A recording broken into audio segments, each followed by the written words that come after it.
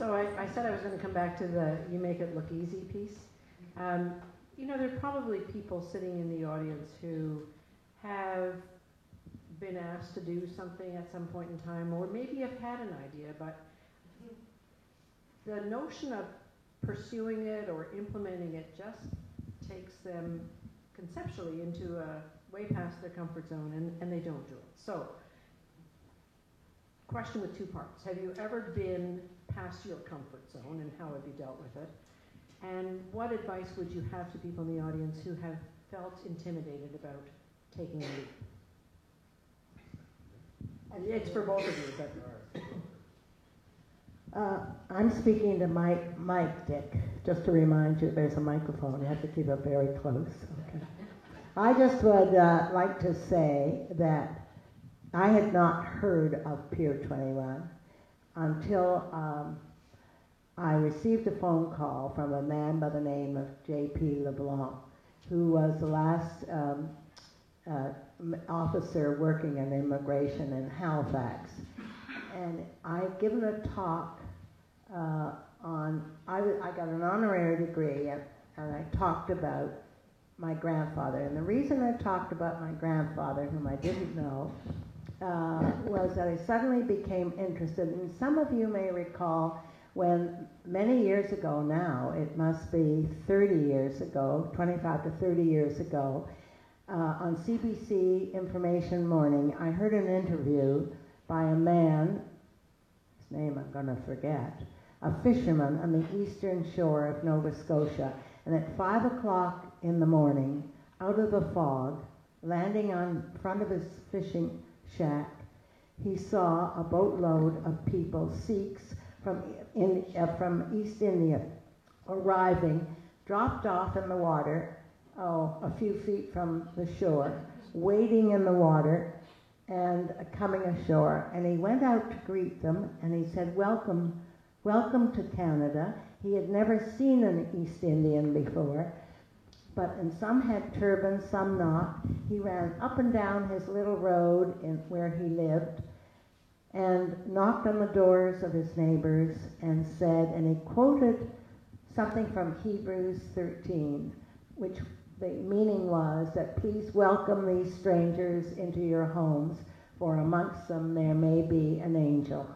And they all responded to him, and he said, get food out and water and so on. And they opened up the church, brought them all in. These were immigrants who had arrived on a ship, had no idea where they were, dropped off. All their savings had gone into paying the captain of the ship.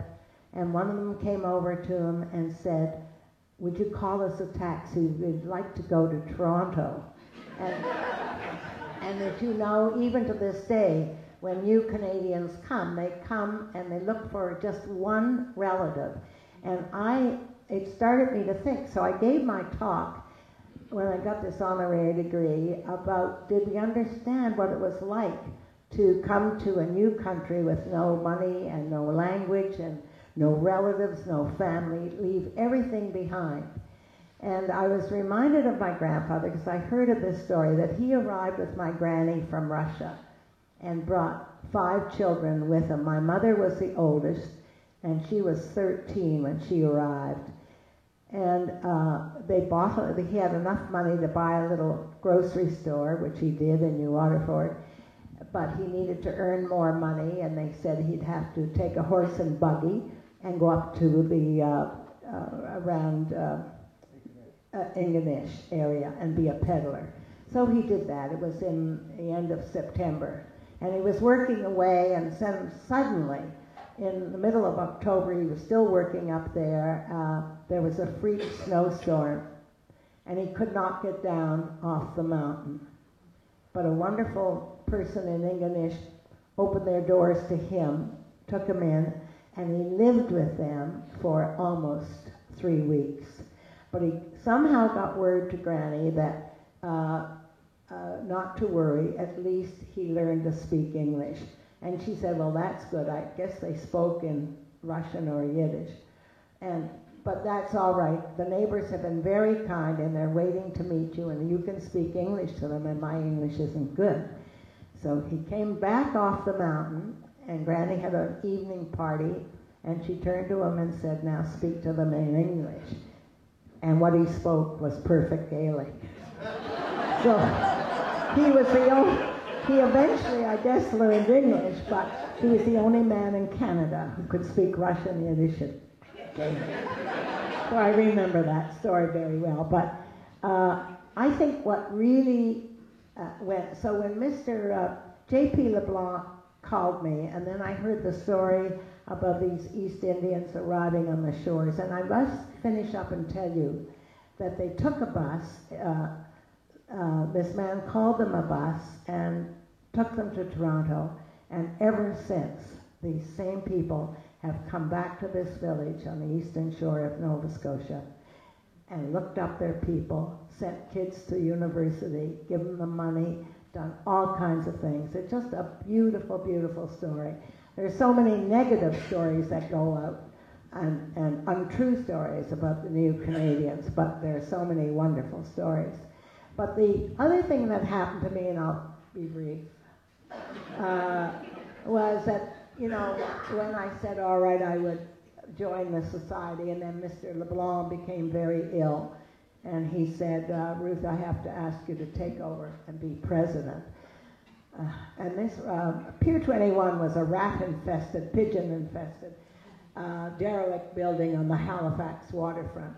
And it closed, it opened in 29 and closed in 71, and had been closed ever since. And this was in 1989 or 90 that we started.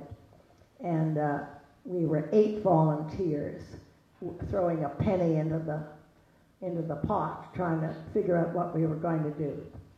But I'll skip all the beginnings of that and just tell you the inspirational story for me. I received a phone call. There was publicity going out that what we were attempting to do, and this man said, "My name is Bill Snooey, and I live in Ontario, and I'm part of the Dutch Reformed Church.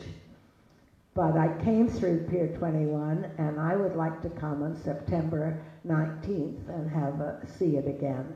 I said, "Well, Mr. Snooey, I'd love you to come, but we haven't even taken possession of the building, and we won't until November."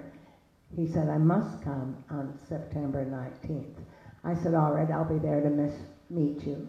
And on a Sunday morning, a rainy, foggy Sunday morning at 9 a.m., I went down to Pier 21, and a bus pulled in, and a woman driver got out first, carrying a guitar, followed by about 25 of his fellow congregants, some with walkers, some with canes. And we stood in the pouring rain while I described the facade of the building, and what showed them the pedway that they had walked through, and once they had landed immigrant on their passports, they went down the metal steps and into waiting railway cars that took them west. Very few stayed in Canada, except for Dutch people. We had a large number of Dutch people who stayed for farming, which was wonderful.